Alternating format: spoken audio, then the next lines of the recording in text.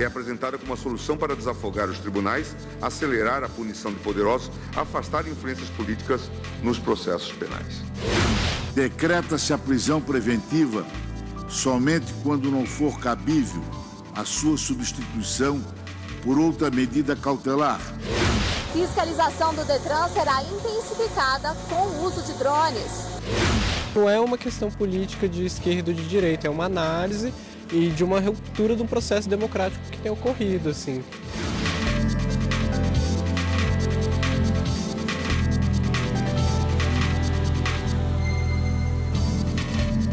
Olá, boa noite. Boa noite para você.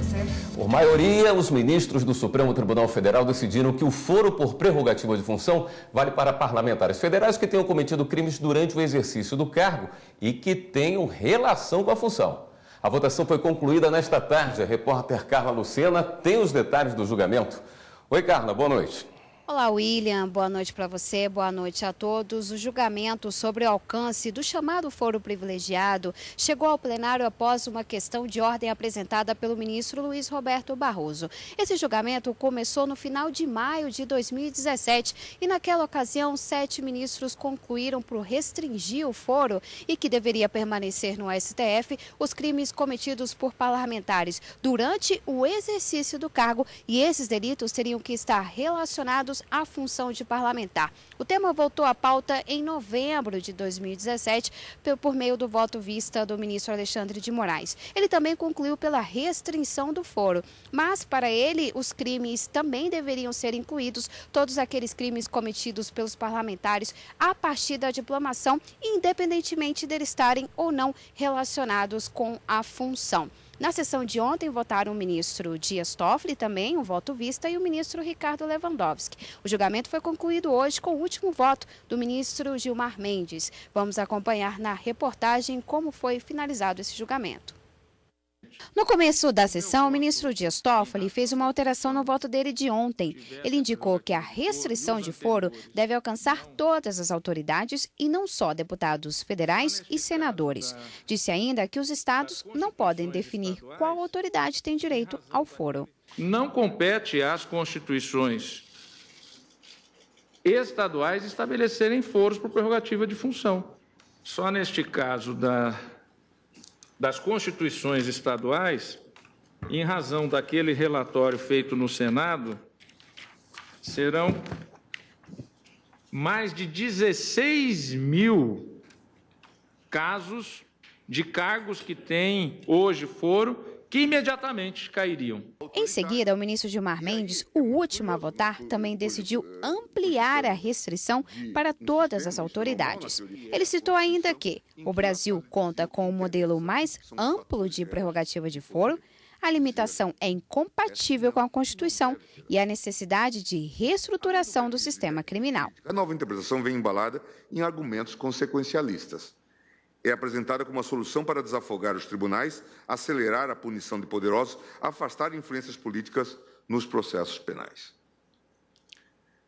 Tenho que a nova interpretação não traz a perspectiva de uma melhora do sistema judiciário em geral ou na persecução penal em particular. Entendo que o mesmo critério que se adota para deputados e senadores há de ser aplicado também, aquilo que foi dito pelo ministro Dias Toffoli, em relação aos demais ocupantes de funções. Antes de anunciar o resultado do julgamento, a presidente do STF, ministra Carmen Lúcia, ressaltou a importância dos juízes brasileiros e o trabalho deles feito pelo país. O Supremo Tribunal Federal, acho que pelos 11 ministros, honra os juízes brasileiros, porque a força de trabalho do Poder Judiciário está nos 18 mil juízes, aproximadamente, que estão trabalhando e que trabalham muito. O juiz brasileiro é, antes de tudo, um grande brasileiro e tem dado cobro exatamente a isso que é o seu trabalho, que é o seu ofício. E tenho certeza que nós, 11, somos exatamente aqueles responsáveis para que cada vez mais os juízes brasileiros tenham melhores condições de trabalho para o cidadão receber uma melhor jurisdição. E eu, da minha parte, para usar uma expressão mais comum, digo que eu sou fã do juiz brasileiro, pelo tudo que ele tem feito e tem se dedicado. Com o voto dos 11 ministros sobre a prerrogativa de foro em razão da função, o STF decidiu que o alcance deve ser restringido e, por maioria, concluíram que vão permanecer no Supremo as investigações contra crimes cometidos por deputados federais e senadores durante o exercício do mandato e relacionados ao cargo de parlamentar. A ação penal contra o ex-deputado federal Marcos da Rocha Mendes, que trouxe a questão de ordem sobre o foro privilegiado, será remetida à Justiça Eleitoral de primeiro grau. E quem está aqui para comentar a sessão de hoje é a consultora jurídica da TV Justiça, Karina Zucolotto. Boa noite, Karina. Boa noite, Érica. Oi, Karina, boa noite. Olá, William. Ao final dessa sessão, ainda deu tempo dos ministros votarem uma ADI, né? Exatamente. O grande destaque da semana, sem dúvida alguma, foi essa questão de ordem na ação penal, que acabou sendo julgada hoje após o voto do ministro Gilmar Mendes. Mas logo depois do intervalo da sessão plenária, os ministros ainda retomaram o julgamento que já havia sido iniciado há um mês, sobre matéria político-eleitoral. E vamos lembrar que esse ano é ano de eleições, vários temas estão sendo trazidos ao plenário para que possa se decidir e tudo correr da melhor forma nas eleições em outubro.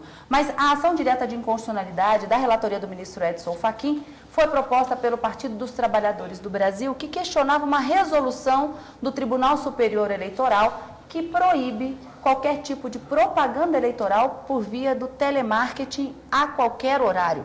O PTB alegava nessa ação direta de inconstitucionalidade que essa resolução do Tribunal Superior Eleitoral, primeiro, usurparia uma competência que seria do Congresso Nacional para legislar sobre esse assunto e também que violaria diversos princípios da Constituição, como o princípio da liberdade de manifestação do pensamento, liberdade de consciência, liberdade de acesso à informação e de comunicação, mas todos esses argumentos foram rebatidos quando o julgamento iniciou pelo ministro relator Edson Fachin e pela maioria que se formou na sessão plenária de hoje, exceto o ministro Marco Aurélio, que julgava procedente essa ação direta de inconstitucionalidade.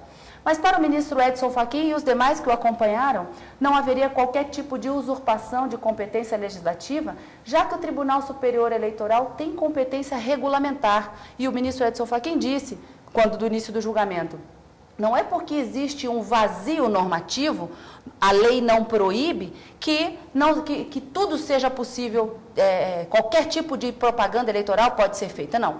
O que a resolução do TSE pretendeu foi regulamentar a matéria e estabelecer alguma restrição para o uso dessas inovações tecnológicas como o meio do telemarketing, justamente para proteger a privacidade, a intimidade das pessoas, já que a qualquer hora as pessoas poderiam receber uma ligação de uma gravação fazendo propaganda eleitoral. Então, essa restrição faz parte desse poder regulamentador que, de uma certa forma, limita e restringe dentro daqueles princípios e diretrizes já estabelecidos na lei eleitoral. Da mesma forma, votaram o ministro Luiz Fux, que hoje trouxe esse julgamento com o seu voto vista, mas acompanhando integralmente o voto do ministro Edson Fachin e, como eu disse, a maioria que se formou. Portanto, para as eleições de 2018, fica proibida a propaganda eleitoral via telemarketing, mantida, portanto, a resolução do Tribunal Superior Eleitoral. Obrigado, Karina. Obrigada, Karina.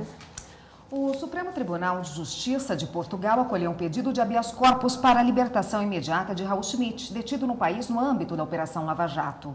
No despacho de hoje, divulgado pela imprensa portuguesa, os juízes declararam a detenção ilegal. Schmidt foi preso em Lisboa em 2016, alvo da 25ª fase da Operação Lava Jato. Ele é suspeito de envolvimento no pagamento de propinas aos ex-diretores da Petrobras, Jorge Zelada, Renato de Souza Duque e Nestor Cerveró. A extradição foi pedida pelo juiz Sérgio Moro, responsável pela Lava Jato na primeira instância em Curitiba. A justiça portuguesa consentiu em extraditar o empresário em janeiro de 2018. Maristela Temer, filha do presidente Michel Temer, prestou hoje depoimento à Polícia Federal em São Paulo no inquérito que investiga a reforma da casa dela. Segundo as investigações, o ex-coronel da Polícia Militar, João Batista Lima, que é amigo do presidente Temer, teria bancado reforma no valor de R$1 milhão. Os investigadores suspeitam que seja propina da JBS. O arquiteto Carlos Roberto Pinto, que também participou da obra, já foi ouvido pela polícia. O delegado também deve ouvir prestadores de serviço e fornecedores da obra. Os advogados dos envolvidos negam as acusações. O Tribunal Superior Eleitoral revogou as prisões preventivas dos ex-governadores do Rio de Janeiro, Antony Garotinho e Rosinha Garotinho. O Tribunal Regional Eleitoral do Rio de Janeiro tinha determinado a prisão preventiva de Antony Rosinha Garotinho, além de mais 5 pessoas, em um processo que analisa possíveis crimes de corrupção passiva, extorsão, lavagem de dinheiro e falsidade ideológica para fins eleitorais. As irregularidades teriam acontecido durante a campanha de Antony Garotinho ao governo do Rio, em 2014. Por maioria de votos, o plenário seguiu o entendimento do relator, ministro Jorge Mussi. Para o ministro, não foi comprovado que os réus ameaçaram testemunhas ou estavam tentando atrapalhar a investigação. Por isso, o relator revogou as prisões preventivas. Decreta-se a prisão preventiva somente quando não for cabível a sua substituição por outra medida cautelar e quando efetivamente se mostrar necessária e adequada às circunstâncias em que cometido o delito e as condições pessoais do agente. Chama a atenção o fato de que o parquê, ao requerer a medida segregadora, mencionou de modo expresso apenas os pacientes Antônio Garotinho, Rosinha Garotinho e Antônio Carlos Rodrigues, sem nenhuma referência aos demais. Apesar das prisões preventivas terem sido revogadas, os réus não vão poder ter contato com as testemunhas do processo que corre no Tribunal Regional Eleitoral do Rio de Janeiro. A exceção é um advogado que também é réu. O plenário seguiu o entendimento do ministro Admar Gonzaga de que o impedimento de contato com as testemunhas poderia atrapalhar a atuação profissional dele. Ao analisar recurso de um seguro-saúde, a terceira turma do STJ decidiu que o prazo prescricional para cobrar reembolso é de 3 anos. Plano de saúde e seguro-saúde são coisas diferentes, mas por causa da natureza do negócio, tem regra de um que se aplica ao outro. É o que decidiu a terceira turma do STJ ao analisar o pedido de um usuário de seguro que solicitava o reembolso de R$ 47 mil, mas a empresa alegava que o prazo para pedir esse resgate já estava prescrito. É que a seguradora de saúde dizia que o pedido de reembolso em contratos de seguros prescreve em 1 ano. Mas aqui no STJ o entendimento foi que esse é o caso de se aplicar as regras dos planos de saúde, quando a prescrição acontece em 3 anos. Para o ministro Vilas Boas Cueva, o prazo prescricional de 1 ano é próprio das relações securitárias, mas não pode ser estendido aos seguros de saúde, pois possui mais similaridade com os planos de saúde. Por isso, os seguros do ramo têm que seguir as normas da ANS, a Agência Nacional de Saúde Suplementar. O ministro também defendeu que esta é uma forma de evitar que a empresa lucre ao reter arbitrariamente os valores pagos pelos segurados. Ele lembrou que o STJ já tem jurisprudência sobre o assunto e os demais ministros da turma seguiram o posicionamento do relator. E ainda nesta edição, fiscalização com o uso de drones. Nós temos a PM da Bahia, por exemplo, como uma referência, já que eles operam com drone há alguns anos.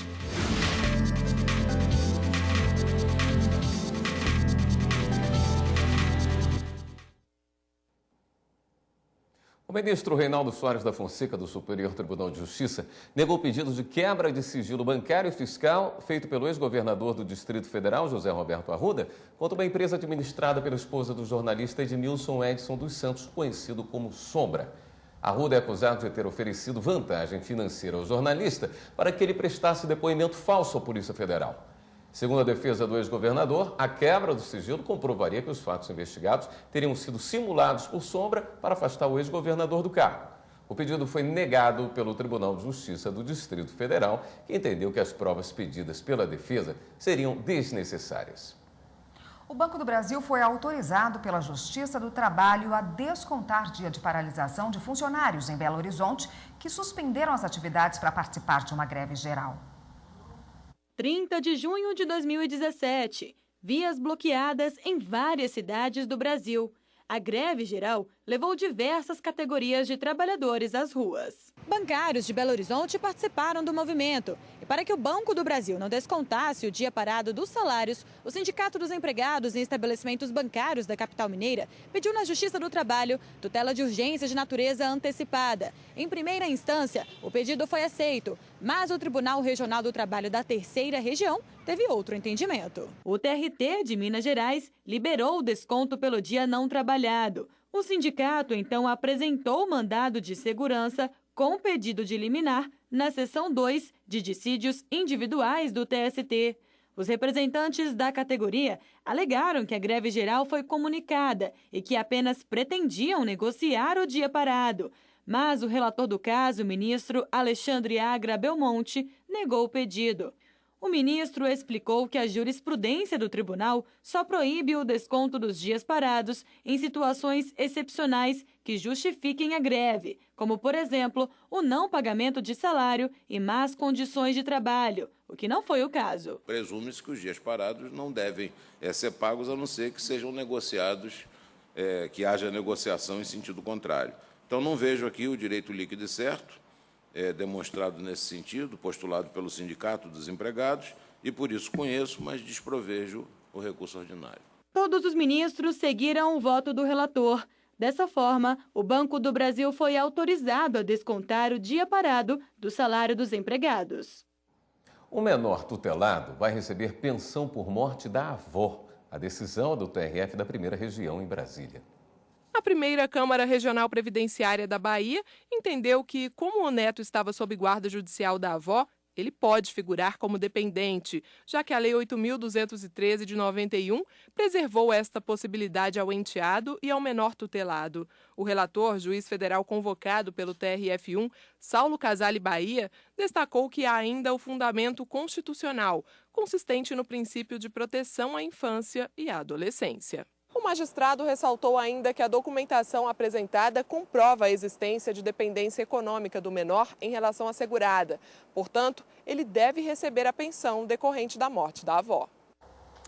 Detran do Distrito Federal intensifica o treinamento e a capacitação para o uso do sistema de fiscalização com drones.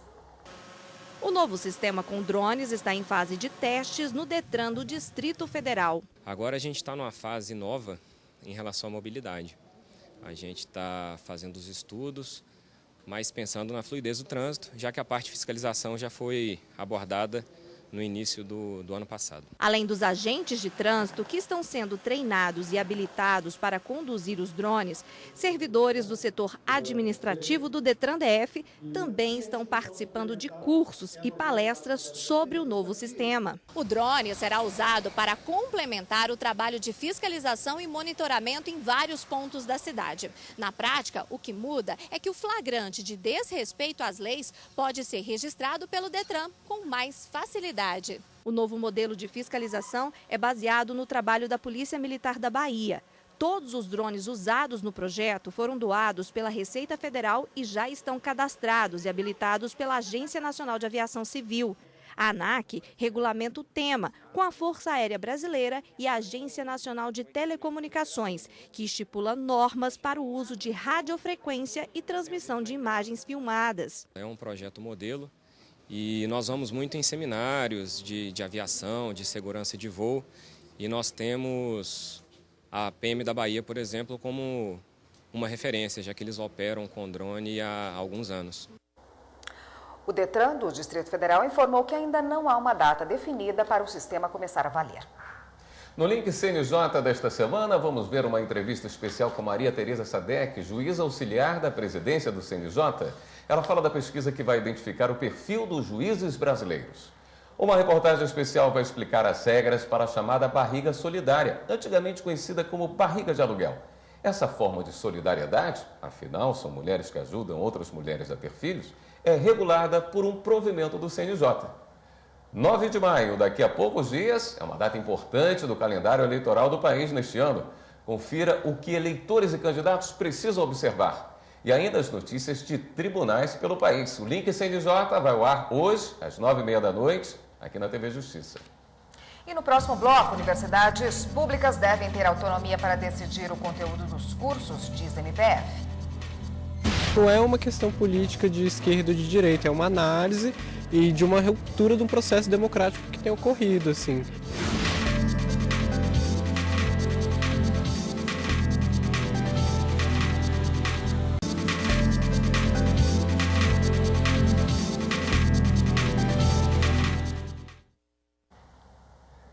As universidades públicas devem ter autonomia para decidir o conteúdo dos cursos. Essa é a posição do Ministério Público Federal sobre uma disciplina que trata do impeachment da ex-presidente Dilma Rousseff. Quem entrou com um questionamento no Ministério Público Federal foi o deputado estadual Marcel Van Hatten. Na representação, ele pediu que o curso O Golpe de 2016 e a Nova Onda Conservadora do Brasil, recém-criado pela Universidade Federal do Rio Grande do Sul, fosse impedido de ser realizado e os responsáveis punidos. O deputado argumentou que seriam repassados aos alunos conteúdos sobre o impeachment da ex-presidente Dilma Rousseff com uma orientação totalmente parcial e autoritária.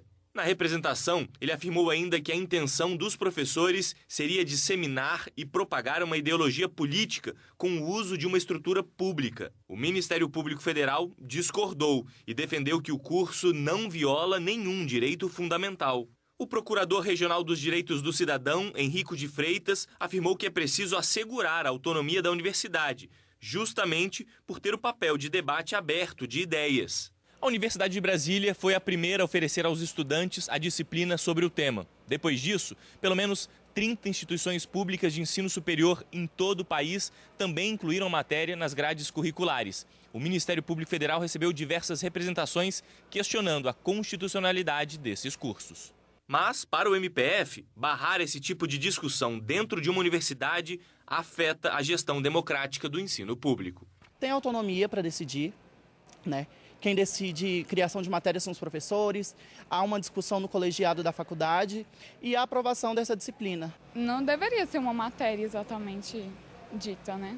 Deveria estar dentro de uma matéria. Eu acredito que a universidade ela tem autonomia, sim, para fazer esse tipo de matéria e que o governo pode não gostar, se incomodar com isso, mas que não tem prerrogativa para impor ou não a realização da matéria. Bom, eu acho que essa matéria, se você for olhar a ementa dela, ela faz uma análise da conjuntura muito antes do governo Dilma e do governo Lula. Então ela começa desde Vargas e vai subindo toda a perspectiva política, histórica e econômica. Então não é uma questão política de esquerda ou de direita, é uma análise e de uma ruptura de um processo democrático que tem ocorrido, assim. O plenário do Tribunal Superior Eleitoral define implantação gradual do voto impresso nas eleições gerais de 2018. O plenário do Tribunal Superior Eleitoral aprovou em sessão administrativa realizada na manhã desta quinta-feira uma resolução que disciplina a implantação do voto impresso de forma gradual a partir das eleições de 2018. Esse conjunto de urnas eletrônicas com impressoras acopladas, que não são impressoras que existem, são impressoras que precisam ter desenvolvido seu protótipo, esse conjunto todo ele gera uma despesa de 2 bilhões de reais. Isso sob aspecto financeiro. Sob aspecto técnico, é absolutamente impossível que se elabore um protótipo, se teste tudo isso para a realização das eleições. De acordo com a resolução, a distribuição dos módulos de impressão ocorrerá de forma proporcional ao eleitorado em cada unidade da federação. Caberá aos tribunais regionais eleitorais definir, no período de 23 de julho a 31 de agosto, as sessões eleitorais que receberão os equipamentos. Segundo o que estabelece a norma, deve ser dada preferência aos locais que disponham de infraestrutura adequada e facilidade de acesso para eventual suporte técnico. O Tribunal de Contas da União, que já tinha o comando desse procedimento, entendeu que o planejamento da implantação gradativa diante da proximidade das eleições é a medida mais correta que se pode adotar, digamos assim, realizando aquela deferência ao Poder Legislativo, que é a instância hegemônica no Estado democrático de direito. A viabilização do voto impresso atende à lei aprovada pelo Congresso Nacional. Há uma ação direta de inconstitucionalidade que questiona no Supremo Tribunal Federal a reintrodução do voto impresso já nas eleições de outubro deste ano. Durante a sessão, o presidente do TSE, ministro Luiz Fux, destacou que a segurança da urna eletrônica tem sido demonstrada pela votação paralela e pelo teste público de segurança, quando hackers testam os sistemas da urna eletrônica. Ele lembrou ainda que, a partir deste ano, foi instituída uma auditoria da urna 1 hora antes da votação. Hora de dar um giro na rede e conferir as últimas notícias.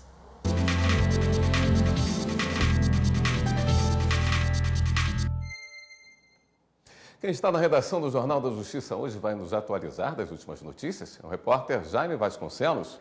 Oi, Jaime, boa noite. Oi, William, boa noite, Érica, boa noite a todos. Olha só, a mesa da Câmara dos Deputados pediu que o Supremo garanta a inspeção de uma comissão no local onde o ex-presidente Lula está cumprindo pena.